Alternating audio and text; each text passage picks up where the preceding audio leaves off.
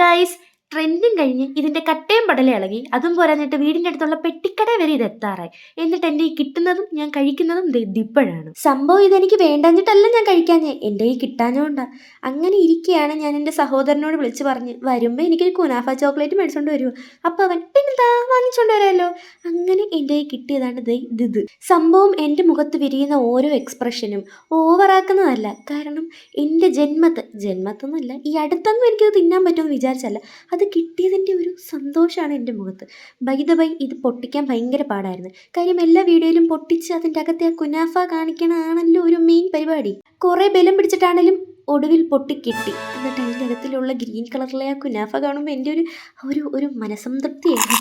കഴിച്ചപ്പോൾ നല്ല ക്രിസ്പിനെസ് ഉണ്ടായിരുന്നു. നോർമൽ ഒരു ചോക്ലേറ്റ് പോലെയല്ല, അത് നിങ്ങൾക്കറിയാമായിരിക്കില്ല, അതാണല്ലോ ഇത് വൈറലായത്.